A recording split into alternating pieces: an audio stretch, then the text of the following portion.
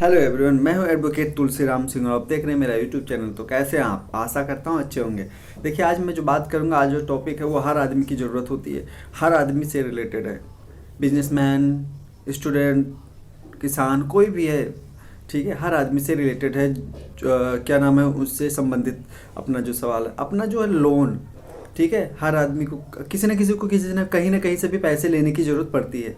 पहले क्या होता, साहूकारों से कर्जा लिया करते थे लोग, बट आज साहूकारों वाली व्यवस्था खत्म हो गई, ना के बराबर हो गई। तो वो जो साहूकार होते थे मनमानी पैसा लेते थे, 20%, 30%, 40%। यहाँ तक क्या होता था कि जो पूर्वज थे मतलब उनके दादा दादा थे जो, वो क्या होता था, यहाँ तक कि पूरी प्रॉपर्टी, घर, सब कुछ ब्याज में दे देते थे, कर्जा को जमा करने में लगा देते थे।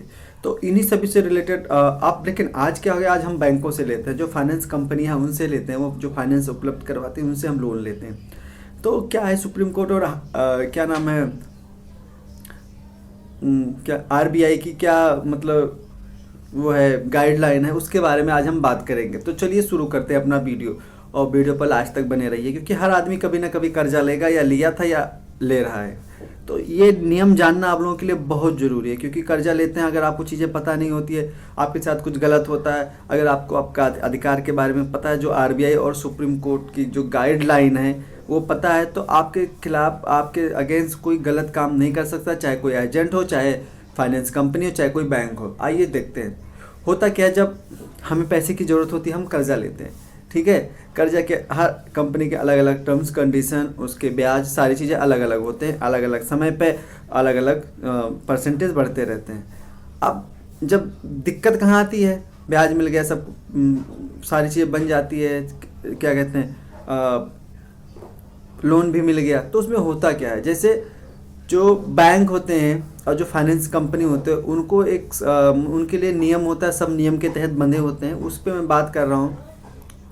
जैसे जो कंपनी, जैसे कोई भी क्या कहते हैं, जो लोन होल्डर होता है, जिसने लोन ले रखा है, अब होता क्या है, अगर वो 90 दिनों तक किस्त जमा नहीं करता है, तो उनके साथ में बैंक और फाइनेंस कंपनी क्या कर सकती है, क्या उसकी लिमिट है। तो देखिए, अगर कोई 90 दिनों तक किस्त नहीं जमा करता है, तो जो फाइनेंस कंपनी या बैंक होते हैं, ठीक है, वो 60 दिन के अंदर, क्या कहते हैं, 60 दिन के अंदर उनको पैसा जमा करने के लिए, किस्त जमा करने के लिए या पेमेंट जमा करने के लिए नोटिस भेज सकते हैं, लीगल नोटिस।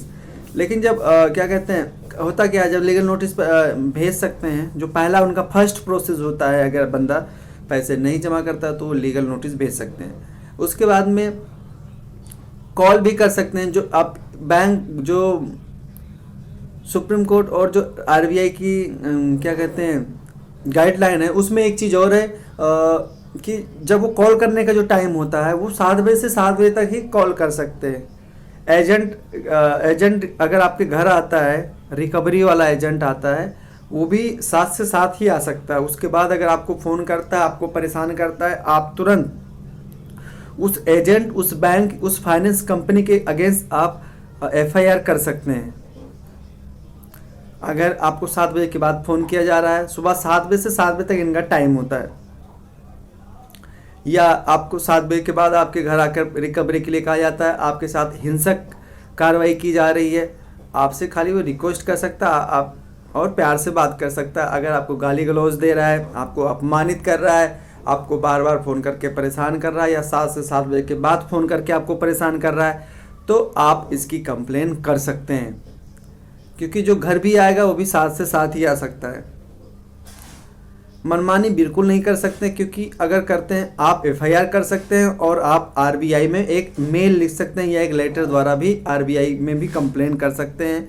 ऑनलाइन अगर सुविधा है तो ऑनलाइन भी कर सकते हैं, ऑनलाइन नहीं, आप लेटर डाल दीजिए, शिकायत कर सकते हैं उस पर्टिकुलर बैंक की, उस एजेंट की, जो आपको बार बार परेशान करता है। तो जब भी लोन आप लें, तो एक बार जब चुकाएं, या कभी ऐसी सिचुएशन आ जाता है, क्योंकि आदमी जो लोन लेता है, तो कभी ऐसी सिचुएशन आ जाता है कि पैसे नहीं हो पाते हैं, तो लिस्ट जो किस्त जमा करनी होती है ऊपर नीचे हो जाती है।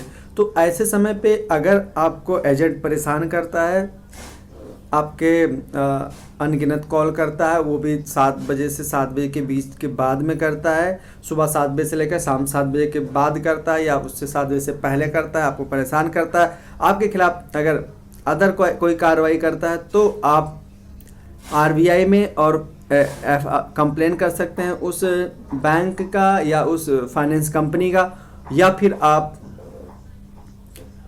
पुलिस स्टेशन में एफआईआर कर सकते हैं अगर वो हिंसक करता है या कुछ और करता है। जैसे कि मेरे कई दोस्त हैं, एक मेरे मित्र हैं जो मेरे साथ में पढ़े हुए थे उन्होंने तो अपना अपना क्या कहते हैं खानदानी बिजनेस संभाल लिया, मैं एडवोकेट बन गया। साथ में पढ़ रहे थे, हम तकरीबन हमने 12वीं तक साथ में पढ़े। होता क्या, एक बार उन्होंने उनकी गुजरात में सिक्योरिटी कंपनी है, तो उन्होंने उसके लिए कुछ फाइनेंस लिया था लोन करवाया था। होता क्या है, लोन करवाते हैं, उसके बाद में क्या होता है कि लोन जमा नहीं कर पाते हैं। तो चूंकि जो लोन की कंपनी होती है, पैन नंबर, आइडेंटिटी कार्ड, सारी डॉक्यूमेंट उनके पास होता है। पता नहीं कैसे फ़ोन उनका हैक कर लेते हैं, और फिर उस फ़ोन में जो जिनके इतने संबंधी होते हैं ना, उनके संबंधियों के साथ आप लोगों में से कोई बहुत सारे लोग हैं जिनके साथ ऐसी घटनाएं घट चुकी हैं। अपने उनके संबंधियों को ना ऐसे उल्टे पुल्टे मैसेज भेजते हैं, अश्लील मैसेज भेजते हैं, और मतलब उसमें क्या कहते हैं, उसमें कहीं ना कहीं अगर देखा जाए तो वहाँ पे मानहानि का भी क्या कहते हैं उसमें होता है, दिक्कत होती है। उनके जो रेपुटेशन होता है वो सारी चीज़ें वो पानी में मिल जाती है। तो कहीं ना कहीं अगर देखा जाए तो ये गलत है। और मैं तो यही कहूँगा कि जो भी मेरा वीडियो देख रहे हैं या देखेंगे आगे, मैं उन सबको रेकमेंड करूँगा कि अगर आपके साथ भी ऐसा होता है, वो चूँकि मैं इसलिए कह रहा हूँ क्योंकि उनका मैसेज मतलब उनके जो फ़ोन लिस्ट में एक नंबर मेरा भी था, और जो ख़ास तौर पे बहुत करीबी थे, तो उन्हीं के पास मैसेज भेजते हैं, बड़े गंदे गंदे मैसेज भेजते हैं। मैं आप लोगों को इस वीडियो में बता नहीं सकता कैसे मैसेज भेजते हैं, वो एजेंट भेजते हैं। तो कहने का मतलब ये है, अगर ऐसा मैसेज आपके पास आता है या आपके संबंधियों के पास जाता है, ठीक है, और आपको लगता है कि ये फाइनेंस कंपनी या बैंक आपको अपमानित कर रहा है, आप तुरंत आरबीआई में उसकी शिकायत कीजिए, आप एफआईआर कीजिए।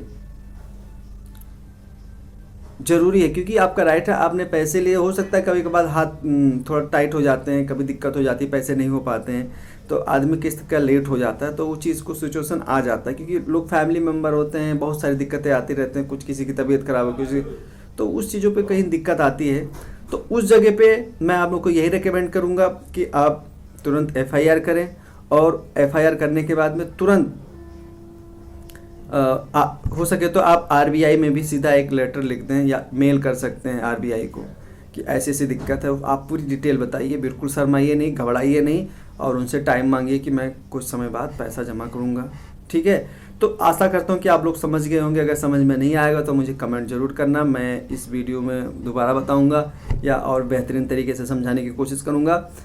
और हाँ, अगर इसके बाद भी समझ में नहीं आता तो आप मुझे मेल भी कर सकते हैं। मेरी ईमेल आईडी आपको मेरे प्रोफाइल पे मिल जाएगी, यूट्यूब प्रोफाइल पे मिल जाएगी। कमेंट भी कर सकते हैं, आपको पूरा सोल्यूशन बताया जाएगा। फिर कंप्लेन कैसे लिखा जाएगा, फॉर्मेट, एवरीथिंग बताया जाएगा। तो फिर मिलूँगा एक मैं नई वीडियो के साथ, तब तक के लिए जय हिंद।